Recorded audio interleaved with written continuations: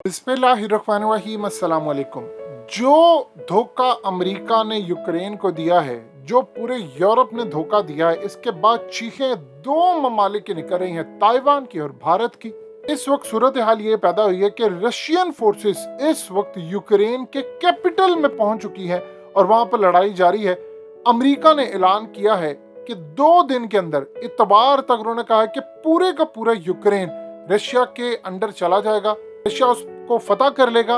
और इस सूरत हाल के अंदर जो पूरी दुनिया में जलालत हो रही है, उसमें अमेरिका ने नंबर 1 बाजी ले ली है, क्योंकि यूक्रेन के प्रेसिडेंट ने कहा है कि यूक्रेन जल रहा है, हमारे हाथ से निकलने वाला है, बिल्कुल तबाह हो रहा है, रूस से हम मुकाबला नहीं कर सकते। और हालत ये है कि पूरी दुनिया दूर से बैठकर से तमाशा देख रही है।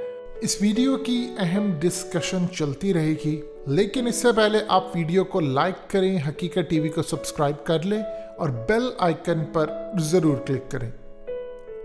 कोई मदद के लिए नहीं आ रहा। हमें ये पाबंदियां नहीं चाहिए कि तुमने रशिया पर इतनी पाबंदी आयद की, तुमने फलानी पाबंदी आयद की।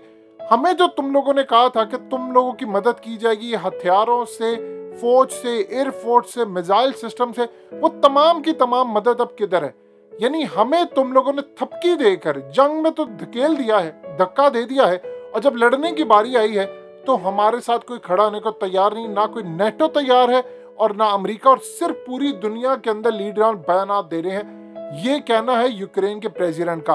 बिल्कुल ठीक बात उन्होंने कही है।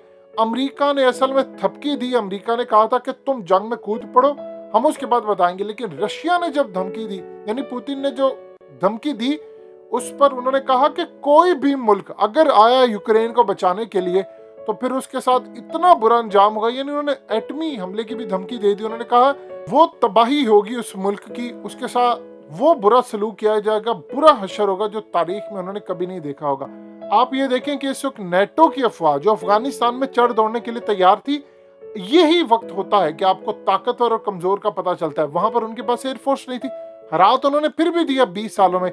यहाँ पर 20 घंटों के अंदर असल में उसने हरा दिया है। मामला सामने क्या है देखिए, नेटो की जो फौज है उसने अमेरिका को कह दिया, उसके बड़े ममालिक ने, कि हमने आपके साथ जंग नहीं करनी, आपको खुद पहले आगे आना पड़ेगा, खुद अपनी एयरफोर्स भेजे बजाय के नेटो के आगे होने से, क्योंकि ये जंग है यूरोप की दहलीज पर।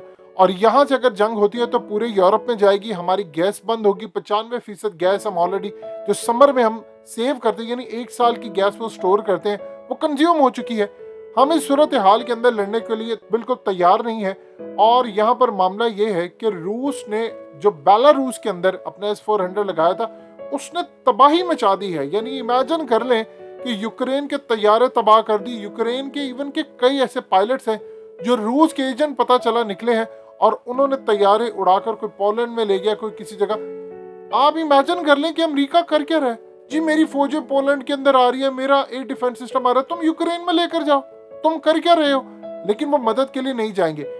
आप देख लीजिए कि इस वक्त रूस ने बैलिस्टिक मिसाइल से पूरे के पूरे यूक्रेन को निशाना बनाया है कि लोग वहां पर पूरी तरह एक तो छोड़ छोड़ कर जा रहे हैं। इस जरा ट्रैफिक के मनाजिर देखिए। ये सूरत हाल इस वक्त पैदा हो गई है कि इतनी ट्रैफिक जाम है कि लोग वहां से छोड़ छोड़ कर हिजरत करके जा रहे हैं, लोग शेल्टर्स में चले गए हैं, लोग रेफ्यूजी बनकर इस वक्त पूरे यूरोप में जा रहे हैं। और अमेरिका से लोग पूछ रहे हैं कि तुमने किया क्या है।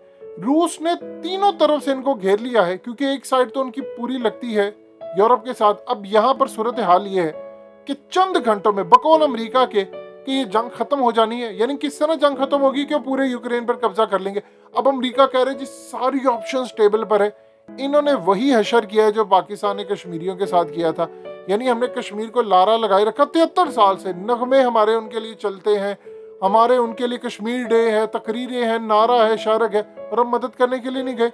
यही सूरत हाल अमेरिका ने इनके साथ की, वो मदद करने के लिए गई ही नहीं। इवन कि आप इमेजिन कर लीजिए कि यूक्रेन के प्रेसिडेंट ने तुर्की को कहा है कि तुम मदद करने के लिए आओ, हमें अपनी एयरफोर्स दो, हमें अपनी एयर सपोर्ट दो, ये तमाम चीज़ें दो, मिसाइल दो, अपने जहाज दो, लेकिन वो भी देने को तैयार है। आप बयान दे सकते हैं पुतिन के खिलाफ, लेकिन आप आगे नहीं जा सकते। लिहाजा इस सूरत हाल में एक चीज़ आप अच्छी तरह समझ लें कि रशिया ने इस वक्त जो एयर स्पेस है वो शट डाउन कर दी है, जो यूके में उनकी रजिस्टर्ड है।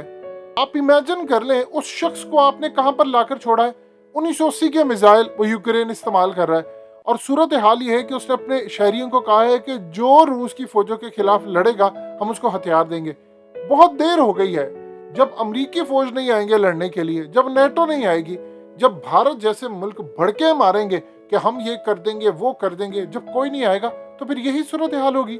रशिया की फौज ने काम ये किया है कि उनके लोग यूक्रेन की फौज की वर्दियां पहनकर उन्हीं के टैंकों के अंदर बैठ के जा रहे। असल में बहुत बड़ा नेटवर्क था यूक्रेन के अंदर रशिया का, उनकी फौज में, उनकी मिलिट्री में, हर लेवल पर। अब सूरत हाल ये है कि वो सारे एजेंट निकल कर सामने आ गए हैं। आप इमेजिन कर लें कि रशिया ने इस वक्त कहा है कि उन्होंने 118 यूक्रेन की मिलिट्री इंफ्रास्ट्रक्चर साइट जो थी उनको तबाह कर दिया है।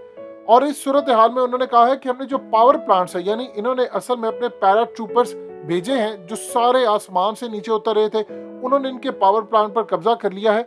और इस सूरत हाल में जब सबने देखा, कल स्टॉक मार्केट गिर चुकी थी रशिया की, आज देख ली जब उन्होंने देखा कि फतह करने के करीब पहुंचे हैं तो 22% स्टॉक मार्केट उठ गई है।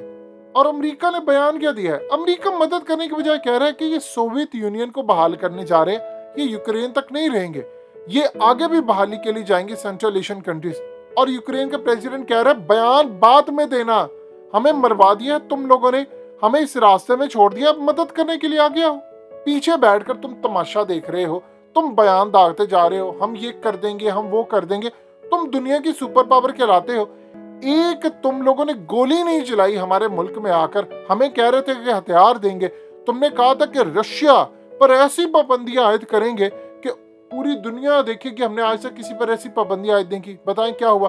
उसे पाबंदियां लगाई, कभी बैंक बंद करें, कभी फलाना, जूते की नोक के ऊपर रशिया ने वो पाबंदियों को रखा। और आप देखिएगा उसके बाद क्या सूरत हाल पेश आएगी, ये कुछ भी नहीं कर पाएंगे।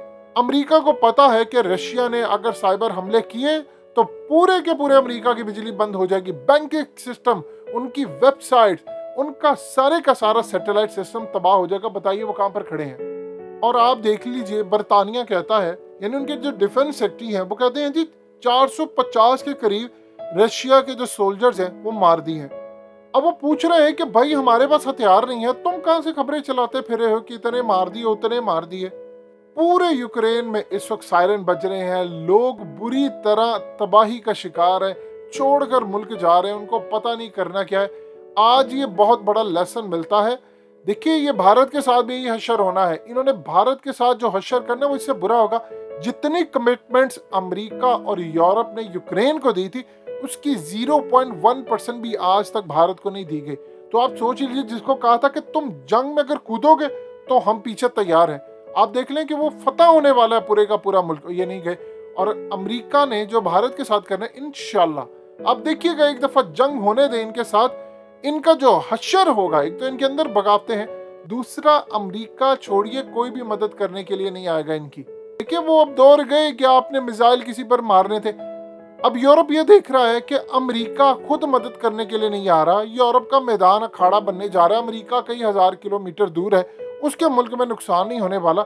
अब जो जंग है वो बदल गई है, अमेरिका बीच में आया तो वो साइबर ऐसे हमले करेगा रशिया, इनका पूरा मुल्क तितर बितर हो जाएगा।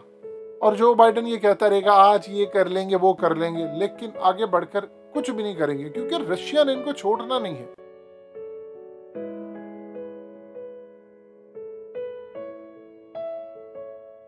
हकीकत टीवी को सब्सक्राइब करना मत भूलें, वीडियो को लाइक करें, शेयर करें और कमेंट सेक्शन में अपनी राय का इजहार जरूर करें।